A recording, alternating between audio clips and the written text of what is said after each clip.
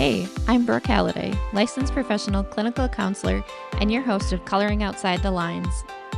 I believe that we are the byproducts of our experiences and the environments in which we were raised, and most of us have earned a few scars from those things over the years. I've been making it my mission to help people learn to accept themselves and have compassion for everything that they've survived. Through deep and vulnerable conversations with some amazing women, you're going to hear about major moments in their life when they chose to color outside the lines and demonstrate firsthand just how capable we all are.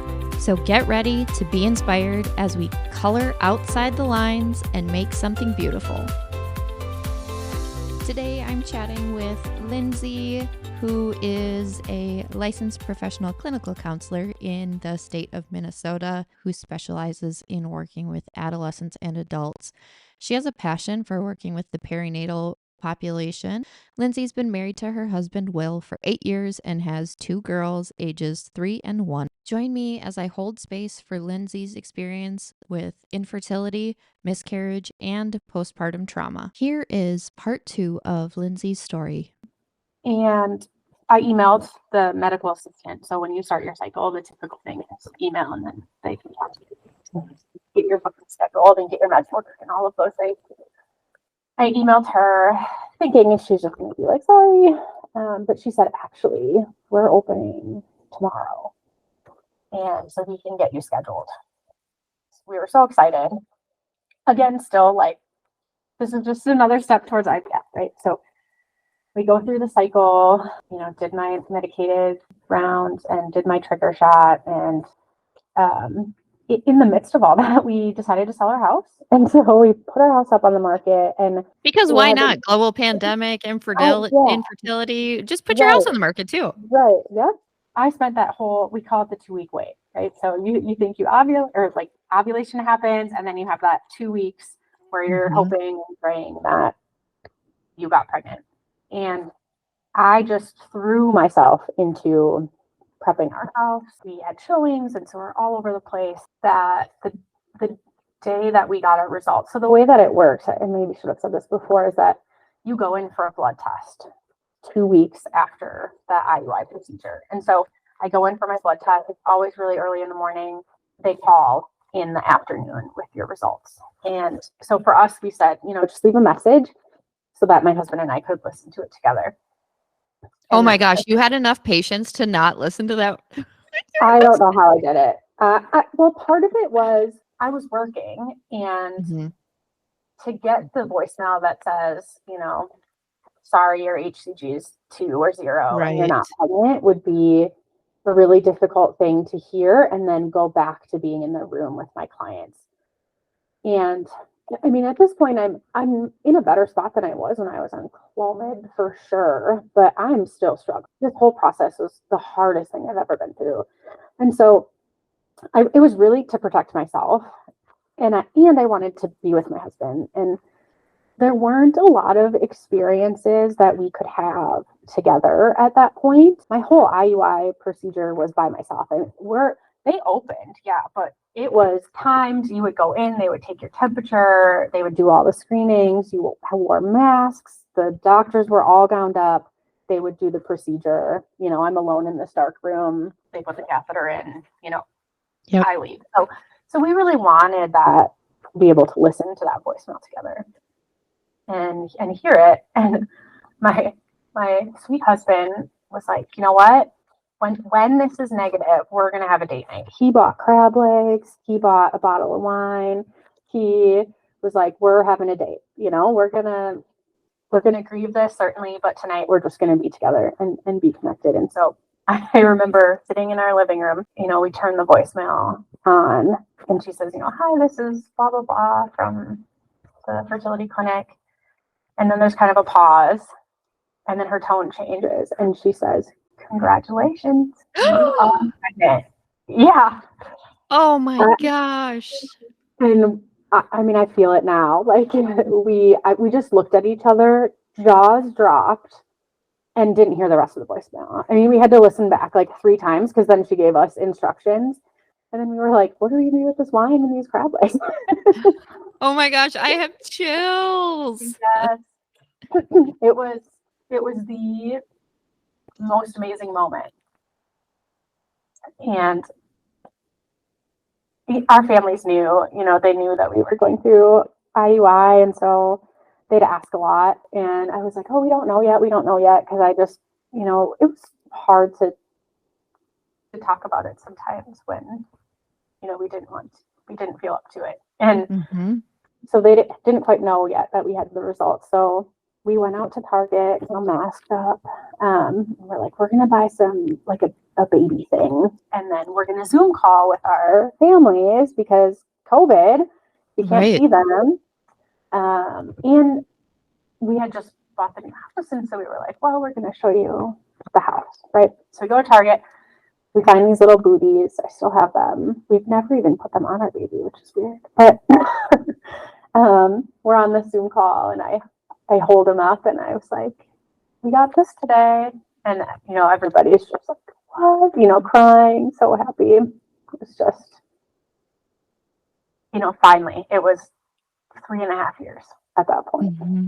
Oh my gosh. I'm just like taking it like I just want to be like, this is the end, right? This is the end of the struggle. Like, and then we just are happy and we have healthy babies. And I know that's not how the story plays out. And so like, okay, so tell us family. So you're like 4 weeks at this point, right? Yep. Okay. In terms of my pregnancy, it was pretty smooth. We made it, into the second trimester, into the third trimester. Nothing really remarkable, except everybody was like, you're too small. Oh my gosh, people need to not comment on pregnant women's bodies. I don't care if they're not showing or they are showing. Like, let's stop talking about bodies, people. Yep. So at first my doctor was like, it's fine. Condom type doesn't mean anything. It's not always indicative of a problem. But then like several weeks I was measuring pretty like 3-4 weeks behind. And so they did an ultrasound at 34 weeks. And the tech who did it looked at me and she was like, I'm going to go get the doctor. Okay. She goes out, talks to the doctor. They both come back in. I'm like, oh God, this is what's going on. And they said that the baby wasn't getting the oxygen and nutrients that I'm saying we knew she was a girl. She wasn't getting the nutrients and oxygen that she needed. And so I needed to go over to triage at the hospital. They're going to transport me. My clinic was right next to the hospital. And so they call somebody to take me in a wheelchair and they put me in this room and I'm sitting there alone because my husband can't come. Right. Not knowing what this means. And I call my husband, I call my mom, and I'm just sobbing. Worst case scenario. They didn't explain what happened. I didn't have any context for it. So they bring me over to the hospital, check everything out, and they ended up diagnosing intrauterine growth restriction. Yep. Which means that my baby is under the 10th percentile. So now it's high risk, and now I need weekly appointments just to make sure that she's still getting oxygen and nutrients. And they say, at any point we may induce you if things are getting worse or her health is more compromised. So we go home with that news, and I ultimately ended up needing to be induced at 37 weeks. So things did in that time get a bit worse. So you made it 3 more weeks after that initial intrauterine growth restriction diagnosis. Okay, 3 more weeks. Yep. I was induced. It went as smoothly as induction can go, and she was born low birth weight, but otherwise healthy. And so didn't need NICU time. We were really, really fortunate. And she's had no complications since, fortunately. So what month did you deliver her in? So January 2021? Yep. Okay, so you had a COVID baby. Yes. So was your husband with you in the delivery room? He was. Yep. Okay. Yep. We were able to have him present the whole time. Okay. I mean, you don't really have anything to compare it to prior to that, but what was it like delivering during a global pandemic? You know, in some ways, I kind of enjoyed it because I didn't want visitors at the hospital anyway. Mm-hmm. So it was nice to just have that time with just us. What I remember most is having to wear masks and, you know, being frustrated about that. Yeah. Being in labor with a mask on is not ideal, but for us, it wasn't horrible. It could have been worse. The hardest Mm-hmm. part was after and having family come visit. And I remember, you know, my family would come and they would have to be outside the door. It's the middle of winter and they're outside shivering, looking at baby. Mm-hmm. How cautious did they tell you that you needed to be at that time? Give us a little bit of like Yeah. context for where things were at medically at that point in time. I really wanted them to give us more direction, honestly. Okay. I was asking for it, and the best they could really say was have family quarantine before. If anybody's sick, you know, make sure they're not there. So, yeah, I wanted more direction than I got because it was scary. Yeah. But also, I think that they didn't know what direction to give. Right. We're Did you guys still, get pushback on any of your boundaries or things that you asked people to do, or was your support network pretty on board with whatever you said? our support network was pretty on board. My in-laws were living in California at that time, so they actually came and quarantined at a hotel, which was really incredible of them to be so respectful of our concerns. During that time, I had some complications, so Mm-hmm.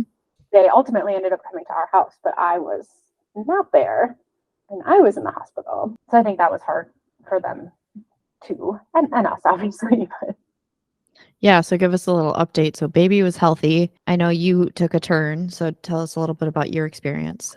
yep, baby was healthy.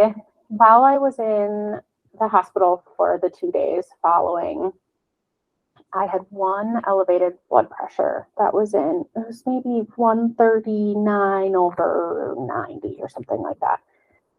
So they said, you need to come back for a follow-up blood pressure check.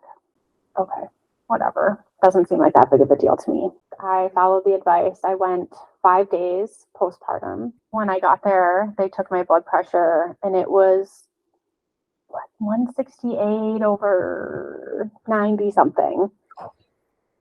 And I was like, oh, because I had no idea. Right. None at all. So from there, they sent me to the hospital. I called my husband. And when they first told me, and this is part where COVID did play a role, because when they first told me, I start sobbing and I said, can my baby and my husband come? Mm-hmm. Because no other units could you even have a guest. The only unit in that hospital at the time where you could have somebody with you was labor and delivery. And not every hospital was even like that. So I'm thinking, if I'm getting readmitted, I'm going to be on a different unit and they're not going to. And my doctor said, no, we're not going to do that to you. We're not going to separate you from your baby. Your Oh, husband good. and baby can come. You're going to go back on the postpartum unit. So that was a huge relief. And from there, we spent 2 days in the hospital. They ultimately released me. And then my blood pressure spiked again at home. So I had to go home, monitor my blood pressures, and it spiked back up again. Were you noticing any physical signs of it spiking, or just when you were checking it, you were noticing it was spiking? No physical signs that I could tell. Oftentimes there are. Headache is a really common side effect or symptom, I should say, of preeclampsia. I had a headache, but I was tired. I was sleep deprived, right? I have a newborn. Right. You I have a think it's newborn. normal. Right. I was also incredibly anxious right Okay. after I had my first baby. And I'm thinking, well, everybody's anxious. I'm a new mom, you know, how could I not be anxious? This is all new. I have this little life. And later I learned that a symptom of preeclampsia is impending doom. And Oh. that is 100% what I had. I for sure had impending doom. I thought that my child was going to die. Like, I had these images of somebody's going to drop her down the stairs and she's going to die. I had Mhm. images that I would shake her and I would never do that, right? It was so which that's part of that can be postpartum anxiety, right? Right. Intrusive thoughts are really common, but it felt more intense and I could not calm my nervous system down. So that was, in retrospect, that was a symptom. So I think I said I was there 2 days. They let me go. I ended up getting readmitted then. And so then I was there for 5 more days before we ultimately got the go ahead to go home. What did they do to manage preeclampsia? The initial step was to do a magnesium drip. Okay. Which is 24 hours on an IV. It makes you feel like you have the worst flu you've ever experienced in your life. Yeah, it's not fun, but it's life-saving, so worth it. Well, take it, I guess. So I did that, and then it was a matter of just finding the right oral medications at that time to try and get my blood pressure under control. Okay. And then I left on those medications, and essentially I had to wait for my blood pressure to just go back down. And then once my blood pressure would get low, then I could wean down on my medication. Because that's exactly what you want to be dealing with when you are a first-time mom with a new baby, trying to figure everything out during a global pandemic where you can't rely on people consistently. That sounds awesome. Yeah, it was. Very. I was adjusting to being a mom and like this little life that you worked so hard to get and bring into the world. Like, what was that experience like for you? It was everything. It was amazing and terrifying and joyful. And I also felt sad. Just everything. And I had an incredible amount of anxiety after my first, which again, very common. I think a lot of women experience that. I did. I could not go to sleep unless someone was awake with my child because I had such bad anxiety. Oh, sleep was a big one for me too. Terrified of it. So then you're not sleeping and then your anxiety is even worse. How long did that last for you? I'm hoping there was an end date for you. So that's why. So I ended up going on medication and starting therapy. And it probably took a good 6 months to get back to baseline. Now, I have a history of anxiety, so anxiety is always part of my story. This was way more intense. But yeah, ultimately, medication and therapy, and I still do that. And so it's been much more manageable. Was that a hard choice for you to start medication? I know that obviously we have the same training in terms of being a therapist and everybody kind of has different interpretations of medication. And so I'm curious how you came to that choice of deciding that it was time to bring medications into the equation. It was a hard choice. I didn't want to go on medication. I really wanted to be able to manage it. But I knew that it was too big, that I'm already using coping skills. I'm doing therapy. I just need a little bit extra help. And it was night and day. Oh, good. But yeah, it's not an easy decision. Do you still work with your same therapist? Maybe I shouldn't ask that, but do you still work with your same therapist? That's kind of nice that she's been with you through a lot of that journey. I assume it's a she. I shouldn't make that assumption. That she's been with you on that journey for all of that. So got on meds about 6 months in, night and day difference. And I know you have 2 children now. And so at what point were you guys like, we're going to start this whole process over again? Oh, so going through infertility, we didn't think that we could get pregnant naturally. And despite that, we were pretty cautious. I made the choice because of my PCOS diagnosis. It is my preference to manage it through lifestyle changes. So I have fully changed the way that I eat, my diet, how I exercise, full 180, not 180, but I've made a lot of changes. And birth control kind of masks that for me. And it's really important for me to be able to listen to my body. And so I made the choice not to go back on birth control, and we used other forms of protection. We had one time, 6 months postpartum, where we did not. And Just kind of a mistake, lost in the moment. And right after that, my husband and I looked at each other and we said, there's no way, right? Well, there was a way, and I got pregnant naturally. Naturally, I say in quotes, but without reproductive technologies. That's never happened before. So that was your 1%. That was my 1%. Yep. 6 months postpartum, it felt way too soon. I did not feel ready. I was going through this process, but ultimately I miscarried. I'm so sorry. Yeah, I have always felt a lot of conflicting emotions about it. Absolutely. On one hand, I was really grateful that I could get pregnant naturally. On the other hand, it felt way too soon, and I was starting this process of coming to terms with, I'm going to have babies that are really close together. And then it was actually my 32nd birthday. I woke up and I knew that I was miscarrying. How did you know? I was cramping. I was bleeding. The cramping felt very similar to labor pains. Mm-hmm. And so I called my doctor, and they're like, yep, sounds like you are. How far along were you at that point in time? 6.5 weeks. Okay. 7 weeks, somewhere around there. I, put a pad on and I went to work like every other day. No, you didn't. Yes, I did. And when I talk about this story, infertility is a huge part of my story, but I think that this is also an important piece because women experience this, right? Yeah. And we hold so much, and we sometimes shove it down, and we show up as it's just a normal day. And I think back, and I don't think I was ready to face it that day. I think that me going into work was like, I'm gonna just shove this down right now. When you did give yourself space to feel it, what was that like for you? Like, my heart is like breaking over here for you. And so I'm like, oh, I'm just curious how you felt when you were able to face it. I felt a lot of things.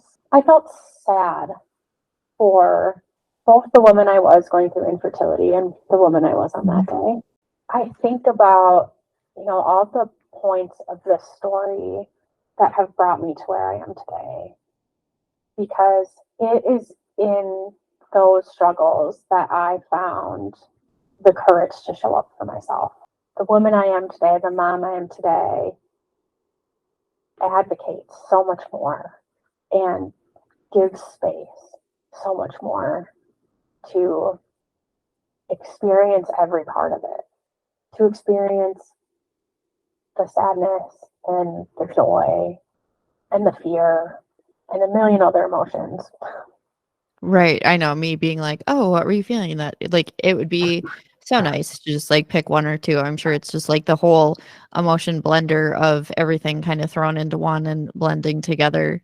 I think even though I have been pregnant twice, nobody has ever given me any information or, provided me with any education about miscarriage and how you take care of yourself. Are you comfortable telling us a little bit about like how you navigated that, how you took care of yourself? Like, obviously, we are capable of going to work now.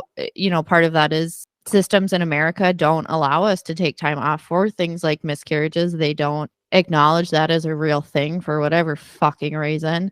And so I'm curious how you took care of yourself, what you needed to do in that process to make it through, just as much as you're comfortable sharing. Yeah. In terms of physical, I feel like I treated it a lot like a really bad period, where it was, ibuprofen and heating pads and those sorts of things. In terms of the emotional side of it, I think I'm still dealing with it. I think that much like any kind of grief, it comes in waves. So it stays with us always. It just takes different forms and has different weights, but it's part of us and it grows and evolves and changes with us. Right, exactly. And part of my healing from the miscarriage in particular was having my second child. Mm-hmm. That realization of, okay, I maybe I can get pregnant again naturally. And the feeling of loss that I felt, that was the moment I was like, okay, I want another kid. I really do. Whereas before, there was a part of me that told myself I didn't. And I think that was about protection because I didn't know if it Absolutely. was possible, Yes. you know? So we started trying. We had to wait a month for our doctor, and then we started trying. And again, it took, and 8 months went by. We had actually reached out to the clinic again. We had a consult, and she said, we'll start next month. We're going to do the same protocol we did last time because it worked. So why would we change anything? And then she said, unless you get pregnant this month before it. And my husband and I looked at each other and we were like, man, that's funny. It happened. I got pregnant that cycle. And I got to have the moment where I just floored my husband, and we have a video. My first daughter is holding the pregnancy test, and I put her in a little rainbow shirt, and she's holding the pregnancy test. And I had called my husband works from home. I had called him up from his office, and he came up and said, "What's up?" And I said, look. And Audrey held it, and he was like, "No way!" And just like big smiles. It was so redeeming in that moment. Yeah, what a moment for the three of you to have together. Like the daughter you guys fought so hard for, like paying homage to like your rainbow or like the baby you lost and then your rainbow coming. Like, oh, Yeah, it was amazing. We watch that video all the time. as you should. Like that is like the unbridled joy that like we all need in our life. Like we all need one of those moments where it's just like, oh, it just all clicked into place. Mm-hmm.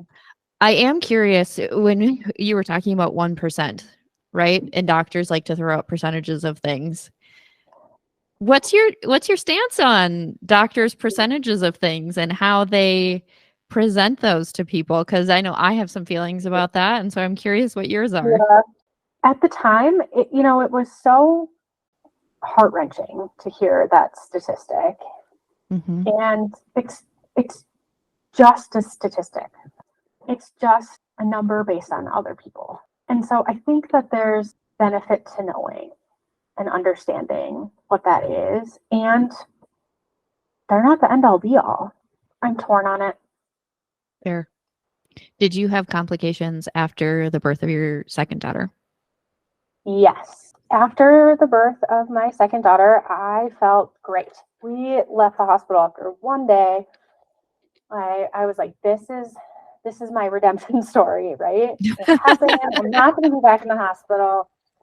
And then they had me do a blood pressure check just because of my history. So my blood pressure was fine through my pregnancy. I go in for my blood pressure check. Same thing. My blood pressure is like 170 something over 90 something.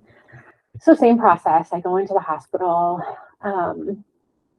and this time my husband and baby come, but my oldest daughter cannot come to the hospital. They, because of RSV and COVID and the flu, they said no one under the age of 5. So that was really challenging. I'd never been away from her that long. It ultimately ended up being 6 days. And at that point, I started to have really intense anxiety anytime they would take my blood pressure. So it was just feeding itself. And I was on a ton of medications. Normally, if it happens a second time, it's not as bad. In my case, it was worse. It was much worse. And they couldn't get my blood pressure under control with oral medications. It spiked up so high that they almost sent me to the ICU. But then after, I want to say 4 rounds of IV medication, they were able to stabilize it. And so I was able to narrowly escape that. But that was a really traumatic time for me. I remember looking at my husband and I said, am I about to die? Oh, Because my blood pressure was spiking, my heart rate was dropping because of the medications, and it just like wasn't working. Like I said, they ultimately did get it down, but that triggered full-blown PTSD. Which I still deal with. Right. But ultimately, like I said, they got it down. I was able to discharge after 6 days, home on oral medications. It spiked up a couple of times at home, and had to, contact the hospital and doctors and get some direction. But now, for the most part, it's under control. It's something you still manage today, though? Yeah. Did you know they take your blood pressure at the dentist now? No, I did not, but I guess that makes sense because a lot of people have anxiety about it. So I go into my cleaning and they slap this blood pressure cuff on me, and I can feel the anxiety. The sound of the blood pressure cuff just puts me in the fight or flight. And so my blood pressure was like 180 over something at the dentist. And I was like, it's okay. It's just a trauma response. Like, I'll be okay. Yeah, so that's fun.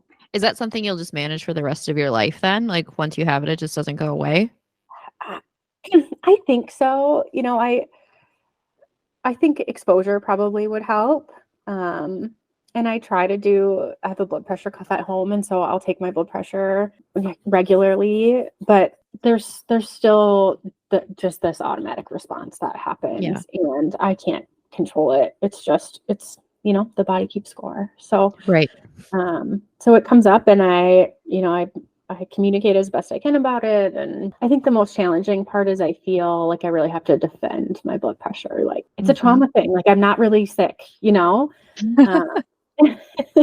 And I've connected with some different communities like through social media and other, families who have been through infertility and birth trauma and similar stories about just that intense anxiety about health and getting sick.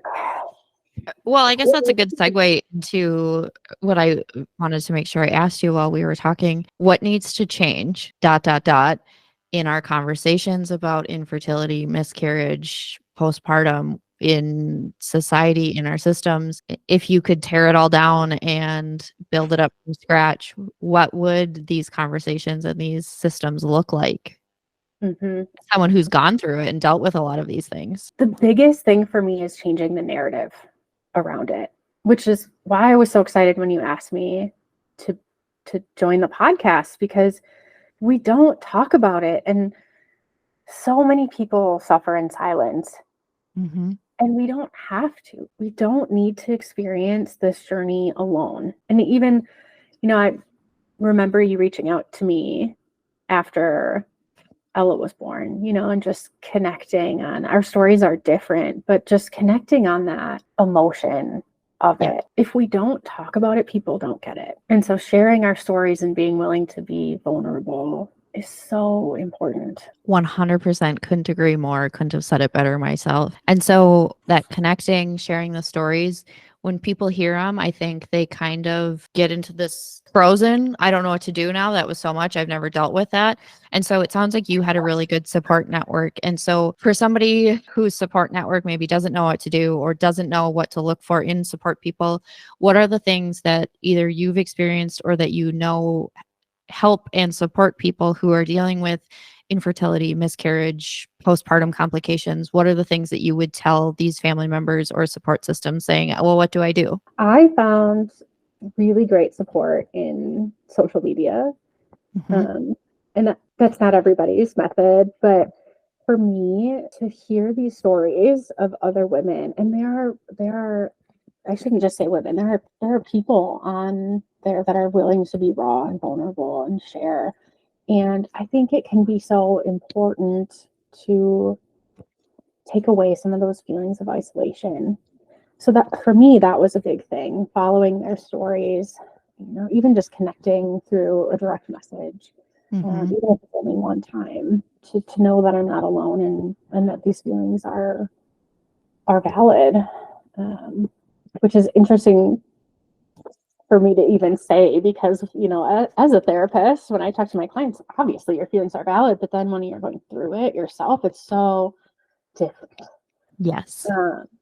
So connecting that way, there are support groups out there too. I know Postpartum Support International has a directory for support groups and therapists, providers that have special training in perinatal mental health. Yes, if you're a therapist and interested in working with this population, I highly recommend their training. It is amazing and extremely, extremely helpful and important.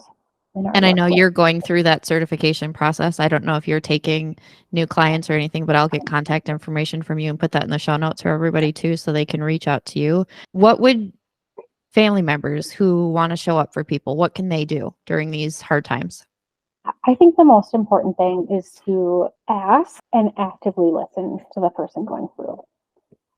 So many people wanted to be helpful and gave me all this unsolicited advice. What I really needed was somebody to just sit with me in the pain, in the despair, and the grief that I was feeling, and just hold it there. You know, it's just like when somebody passes away, people don't know what to say. Right. It's a similar thing, but knowing that there isn't one right thing to say, that the most important thing is just be there. Some of the most supportive people I had in my life would reach out via text and say, you know, hey, just wanted to say I'm thinking about you. Know that I'm always here if you want to talk. And then they would continue to check in. So honoring that sometimes I'm going to want to talk about it and sometimes I'm not. Right. Was really helpful. The last thing I'm going to ask you is for the women and partners in the midst of infertility or having experienced a miscarriage, difficult postpartum, what would you say to them to help them get through? You're not alone.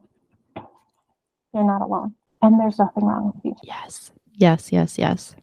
Lindsay, I can't thank you enough for being willing to share your story with me and listeners. It's not easy to go back to some of the darkest moments of your life. And I really appreciate you being raw and vulnerable, because I really do believe that tons of people have experiences similar to you. And I think building that network of you're not alone is so crucial. And so I cannot thank you enough for giving me the honor of sharing your story with me, because it really does feel like an honor. So thank you so much for that. Thank you. Thanks for giving a face for this. Thank you so much for tuning into today's episode. I know that the topics that we talk about on this podcast can be heavy and bring up a lot of emotions for people, and that's no reason to shy away from these conversations. If you're a fan of trying to get these conversations out to as many people as possible, I could use your help. Rating, reviewing, and subscribing to the podcast helps it reach more people. I always love to hear your feedback on the episodes that we put out and the topics that you want to hear more about. So head to www.redbirdcounselingnmn.com. From there, you can send me an email and join our online email community to get more updates about the podcast and everything happening mental health and Redbird Counseling. Be sure to also follow us on Instagram, Threads, and TikTok at Redbird Counseling MN, and Facebook, Redbird Counseling MN21. Until next time, remember, you're not alone, your story matters, be kind to yourself, and don't be afraid to color outside the lines.